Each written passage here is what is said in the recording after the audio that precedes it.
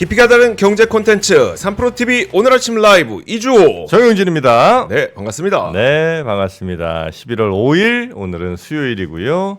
이주호 기자님은 어제 출장 갔다가 목포 갔다 왔는데 목포. 네. 제가 하루 없다고 시장을 이렇게 만드시면 어떡합니까? 시장이 어떻게 됐죠? 네. 망가졌나? 흔들렸잖아요. 어제 제가 시장 안 봤어요. 망가진 거 아니에요? 약간- 시장 안 가셨어요? 네. 네. 어제 조금 흔들렸군요. 네네. 조금이라기에는 좀 커서. 그래요? 뭐 많이 올랐잖아. 그 정도 뭐. 자, 하여튼 어제는 잘 출장 다녀오셨고, 네. 그래서 산업 현장 다녀오신 거고요. 그 제조업 현장에 인공지능이 어떻게 적용되고 있고 이제 초입 단계니까 앞으로 어떻게 더 적용시킬 것인지에 대해서 취재를 하고 왔거든요. 조만간 영상으로 좀 만나 뵙도록 하겠습니다. 그래요? 자, 기대가 되고요. 오늘은 뉴스들 살펴보고 먼저 저 박병창 이사님도 한번 뵙고요. 네. 그리고 윤지호 센터장 윤센님 네. 오늘 함께하십니다. 자, 그럼 먼저 뉴스는 우리 권순우 팀장한테 한번 맡겨봐야죠. 어서 오십시오. 어서 오세요. 예, 안녕하세요. 3프로TV 권순우 취재팀장입니다. 네, 반갑습니다. 반갑습니다. 목포면은 3호중공업 갔다 왔나 봐요. 네, 현대 3호중공업에 다녀왔습니다. 거기 분위기 좋아요? 굉장히 활발하고 이게 원래 기세가 있는 산업은 좀 근로자분들도 분위기가 다릅니다. 네. 맞아. 삼호중공업이면 요즘 주로 뭐 만드는 데죠? 거기도 조선 네, 네. 조선사죠. 조선사. 그러니까 조선도 뭐 여러 있잖아. 뭐 무슨 저 LNG인지 뭐 거기 다 만들어요. 다예요. 네. 굉장히 큰데요, 거기도. 네네, 굉장히 큽니다. 그리고 90년대에 조선소를 지어서 네. 그 되게 야드 구조가 잘 되어 있다고 해야 되나? 좀 효율적인 구조로 되어 있는. 비교적 네. 좀 새 거예요, 그게. 네, 왜냐면 나중에 지었으니까 그동안 지어서 이제 불편했던 점을 좀 수정해 갖고 이제 만든 곳이라 그런 거 알겠습니다. 그 크레인도 만들잖아요. 거기. 크레인도 만듭니다. 네, 네. 잘 갔다 온 거 맞죠? 왜요? 약간 좀 대답이 좀 시원찮은 것 같은데. 뭐 땡땡이 치고 온 거 아니죠?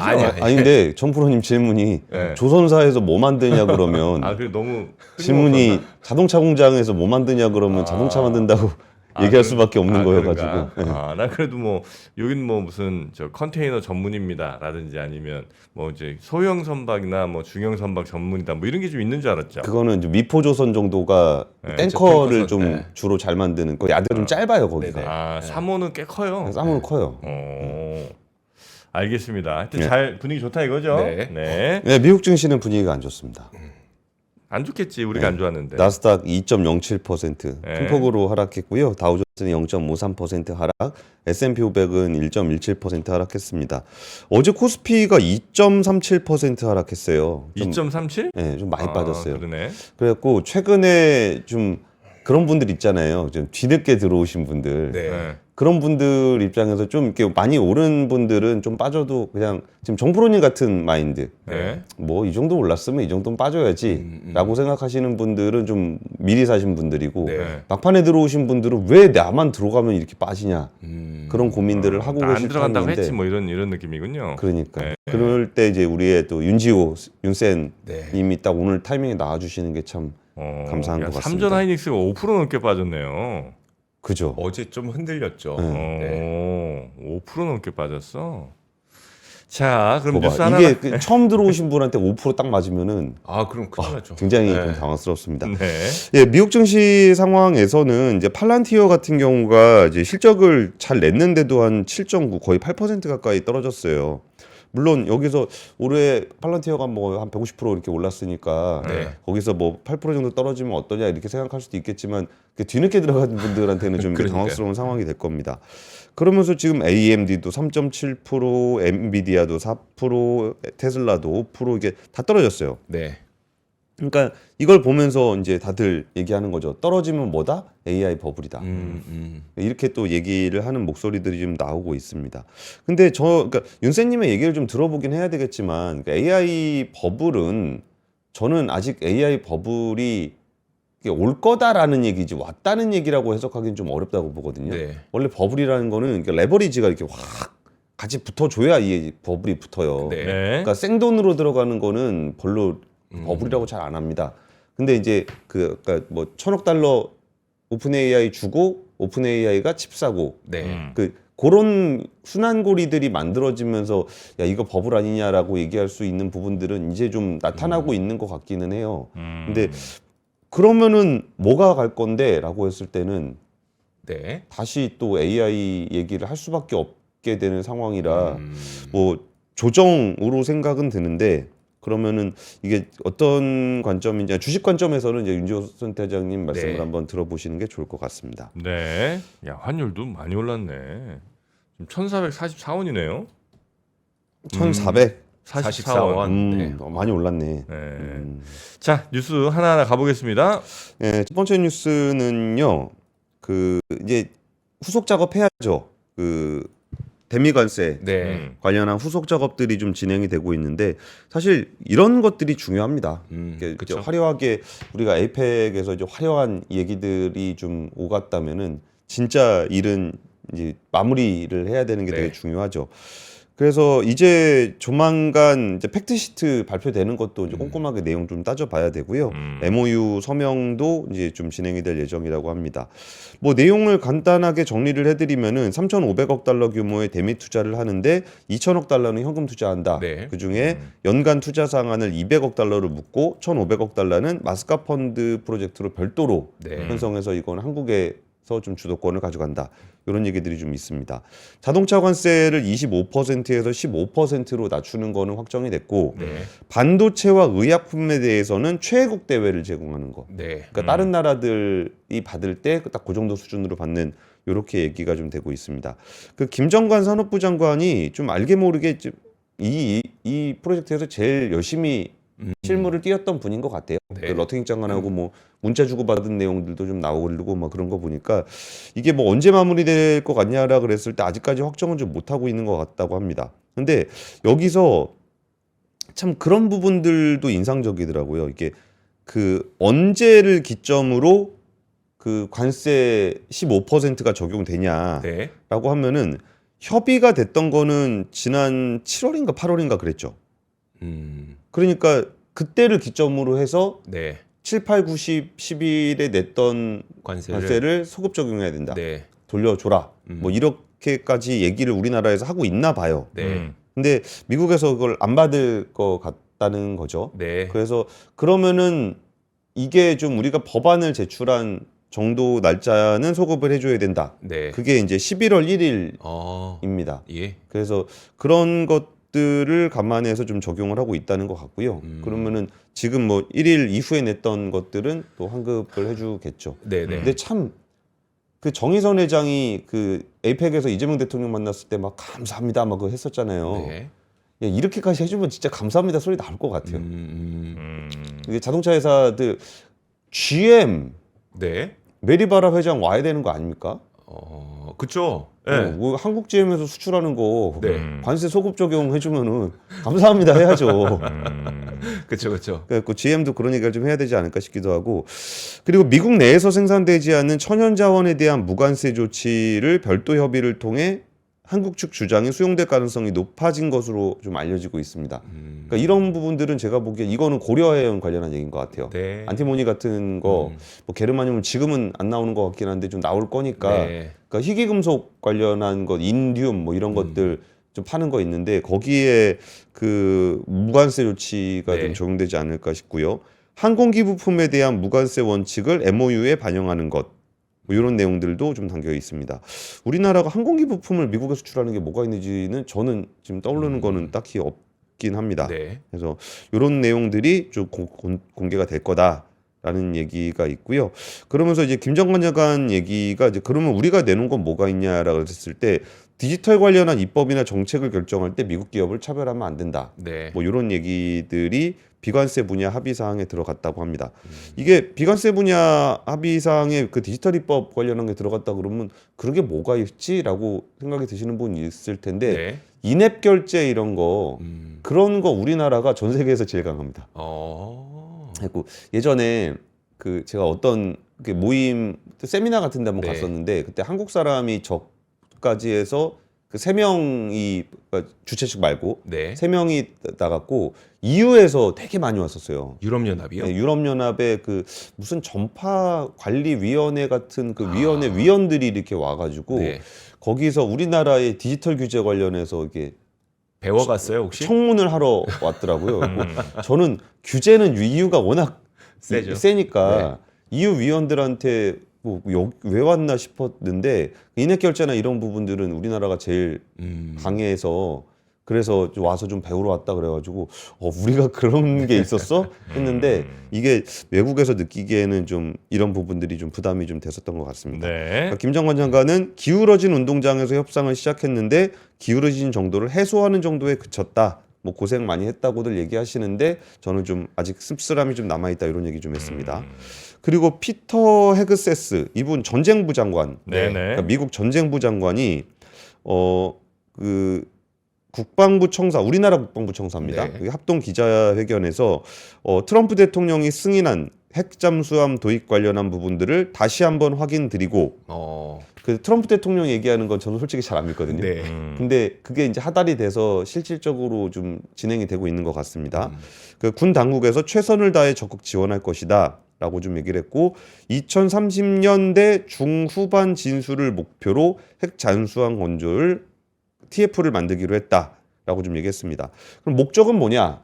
트럼프 대통령은 미국 동맹의 능력이 강해지길 원한다. 네. 그런 차원에서 대한민국은 모델과 같은 국가다. 그렇지. 네. 한국이 더 강력한 능력, 최고의 능력을 갖추는 것에 대해 마음을 열고 승인한 것이다. 이렇게 얘기를 했고요. 또 한국 조선업은 세계적 수준의 능력을 갖추고 있고 미국 정부는 잠수함뿐 아니라 수상함, 전투함 등 다양한 분야에서 협력을 강화하길 원한다. 이런 얘기들이 좀 있었습니다. 네. 그러니까 미국이 우리나라를 어떻게 생각하는지를 정부 차원에서도 확인할 수 있었고 네. 젠슨왕이 왜 굳이 한국 가서 거기서 치킨 먹고 그 쇼를 했냐라는 부분들도 피지컬 AI나 제조업 AI 전환의 모델 국가로 생각을 좀 하고 있는 것 같습니다. 이게 대체적인 미국에서의 한국을 바라보는 시각인 것 같습니다. 네. 자, 이제 우리의 관세 구체적으로 하나하나 다 이제 디테일이 나와야 됩니다. 네. 근데 그거에 있어서 제일 중요한 것 중에 하나가 자동차 관세인데 자동차 관세 15% 인하하는 거를 이번 달 1일부터 하는 걸로 추진을 이제 강력하게 한다는 거고요. 자, 두 번째 뉴스 가보겠습니다. 두 번째는 어제 그 기사들 보니까 그 이재명 대통령 예산안 시정연설 관련한 기사가 굉장히 많이 나왔더라고요. 네. 그래갖고 좀 소개를 좀 해드리려고 그러는데 728조 원 예산입니다. 규모가 꽤 커요. 엄청나게 크네요.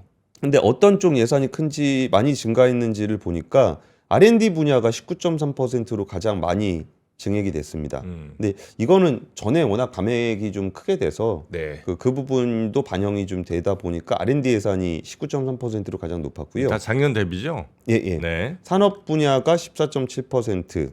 뭐 이렇게 요 두 개가 제일 크게 많이 늘은 것 같습니다. 그리고 저는 국방 예산도 이제 8.2% 꽤 많이 늘어난 걸로 보이고요. 그리고 SOC 예산도 생각보다 좀 크게 반영이 됐습니다. 네. 그 GDP 성장률 보면은 건설 투자가 항상 그 마이너스거든요. 네. 그리고 SOC 예산도 좀 많이 반영이 좀 돼 있는 것 같습니다. 그러면서 얘기를 했던 부분들이 이제 올해 예산안이 8.1%가 증가를 했는데 일단 이재명 대통령의 그 에이펙에 대한 평가는 그 경주 선언을 이끌어내면서 아시아 태평양 지역의 교류와 번영에 주도적인 역할을 할 수 있었다라는 얘기를 먼저 꺼냈습니다. 근데 이 부분이 제가 이제 목요일이나 금요일 날 한번 압권해서 정리를 하려고 그러는데 네. 에이펙에서 제일 관심 못 받은 내용이 에이펙입니다. 네? 에이펙에서 네. 한미 정상회담, 미중 정상회담, 한중 정상회담, 한일 정상회담, 젠슨한 쇼 뭐 이런 것들은 다 주목을 받았는데 네. 경주 선언에 뭔 얘기 들어갔는지 아십니까? 경주 선언에 네. 그러니까 에이펙의 원래 취지라고 할 수 있는 그쵸. 여러 국가 정상과 기업인들이 모여서 결론을 하나를 내줘야 되는데 네, 냈죠. 근데 거기에 대해서 관심들이 없다. 별로 없죠. 그 결론에 뭐 다자간 뭐 이런 게 빠졌다는 얘기는 좀 들었던 것 같긴 한데.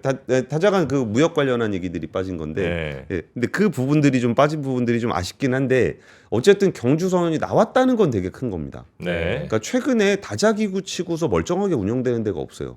결론 낸 데가 없다. 네, 그리고 오는 데도 없습니다. 네. 잘 모이지도 않아요. 근데 이거 에이펙은 어쨌든 그러니까 트럼프 대통령이 좀 미리 간 게 좀 아쉽긴 하지만 네. 어쨌든 미국도 사인은 했거든요. 그리고 경주 선언이 나왔다는 부분들에 대한 얘기를 이재명 대통령이 좀 했었고요. 그리고 그 경기 여건과 관련해서 위급 상황을 좀 벗어나서 조금 이제 좀 나아지고 있다.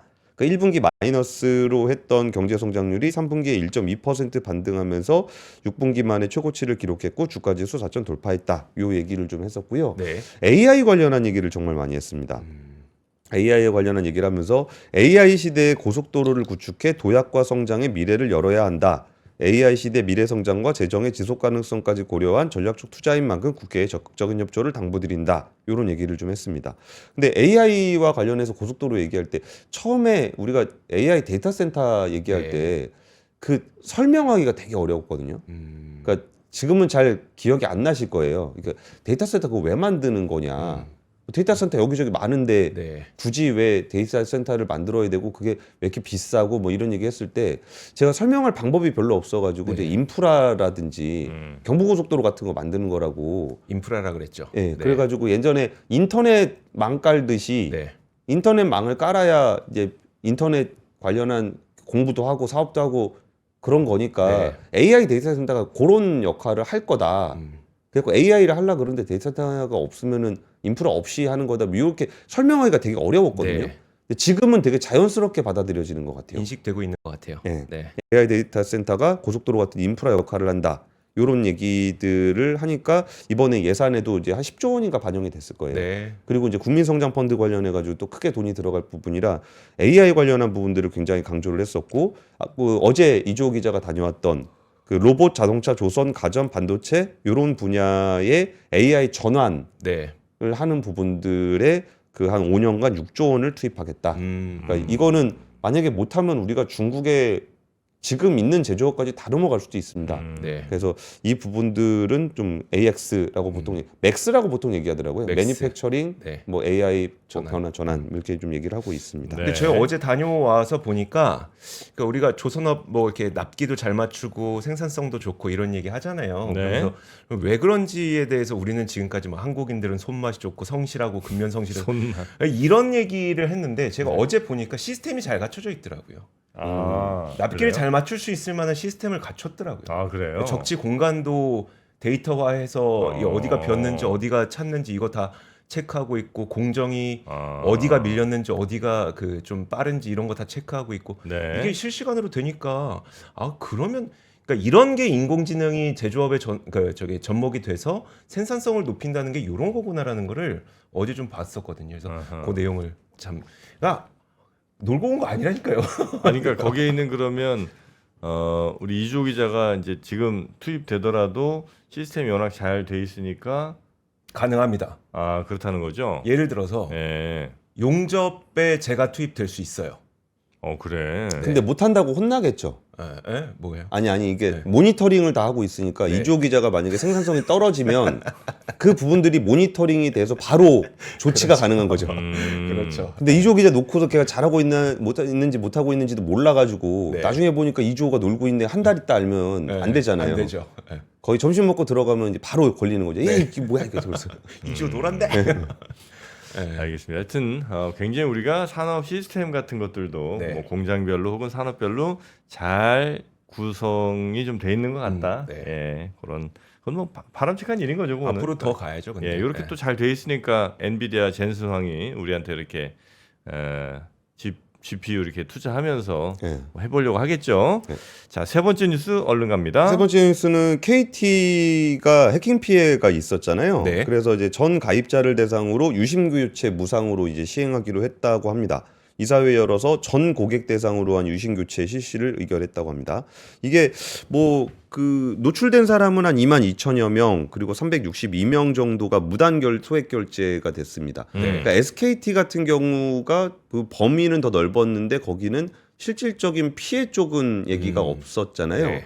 근데 KT는 그 범위는 좀 더 적긴 한데 무단 소액 결제가 발생을 하긴 했습니다.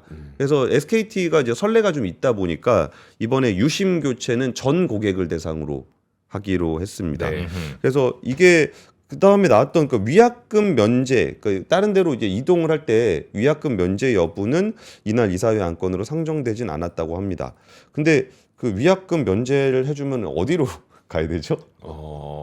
LG도 털렸고, 그쵸. SKT도 털렸고, KT도 털렸으니까 네. 알뜰폰으로 가야지. 아. 그것도 어차피 망은 똑같은 거 쓰는 마음 거잖아요. 똑같은 거 쓰는데요. 아니 그래도 그래서 AT&T로 가야 되나? 테슬라는 참 그거 안 해요? 뭐요? 그 뭐 이렇게 저궤도 위성으로 뭐 한다는 거. 아, 우리나라에는 없죠. 스타링크요? 스타링크. 그 우리나라 서비스 안 한대 아직? 우리나라에 한다는 얘기는 못 들었어요. 아 그래요? 네, 네. 하긴 우리나라 워낙 통신사들이 꽉 잡고 있어갖고 네, 들어올 틈이 별로 없을 네. 것 같긴 하네. 네, 그리고 네. 그 김영섭 대표 KT 대표인데 이번 한 번 하셨던 분입니다. 네. 근데 연임한다는 얘기가 좀 있었는데 이번에 해킹 사태에 대한 책임을 지고 연임 포기 의사를 밝혔습니다. 그리고 얼마 전에 SK텔레콤도 사장단 인사 있었는데 유영상 대표가 물러났습니다. 네. 그래서 이게 해킹 사고가 발생하면 대표이사가 물러나는 모습들이 나타나는 것들을 보니까 와 이제는 진짜 그리고 SK텔레콤은 사장님이 판사 출신이 오셨더라고요. 판사? 예, 예, 아 그래요? 예, 예. 오. 그래가지고 이게 왠지 이 해킹 사고로 그 전 아. 사장이 물러나면서 이 컴플라이언스라든지 이게 네. 보안이라든지 네. 이런 것들을 굉장히 강조하는 조치가 아닌가. 아니 뭐 강조할 수도 있고 그런 사람들은 뭐 보안 책임자 내지는 뭐 개인 정보 보호 무슨 TF 만들어서 거기 위원장 뭐 이런 거 시킬 수 있는데 예, 예. CEO를 시킨다는 거예요? 예, 판사 예. 출신을? 네. 예. 정재헌 대표. 네. 아 그래요? 뭐 싹 이해가 잘 되진 않습니다만 뭐 이유가 있으니까 그렇게 했겠죠. 알겠습니다. 하여튼 이렇게 옮겨 다니기에 불편함 없게 다 지금 위약금이 없다는 거. 권순우 팀장님 고생 많으셨고 내일 뵙겠습니다. 예, 감사합니다. 이렇게 적은 금액으로 각 분야의 제일 전문가인 분들의 살아있는 지혜를 들을 수 있다는 게 굉장히 감사하다는 말씀을 너무 드리고 싶었어요. 저는 앞으로 이 위즈덤 컬리지가 계속되면 저는 여생을 함께하고 싶다는 생각을 많이 합니다. 여러분들이 보내주신 뜨거운 성원을 바탕으로 2026 학년도에는 더욱 깊이 있는 강의와 경험을 준비했습니다. 철학, 정의란 무엇인가의 마이클 샌델 교수, 기술, 블록체인과 암호화폐의 철학을 읽어내는 오태민 작가, 창의, 시공간을 넘는 상상력으로 세상을 그리는 베르나르 베르베르 작가, 각 분야 최고의 전문가 17명이 위즈덤 칼리지 2026 학년도 연사로 함께합니다. 지금 신청하시면 교보문고 쌤 12개월 3% 멤버십과 지하엔 멤버십 1개월, 교보문고 북 콘서트 초청, 2026년도 3% 유료 프로그램 최우선 배정 및 특별 할인 적용까지 30만 원 상당의 혜택을 모두 드립니다. 영상 아래 링크를 통해 살펴보세요.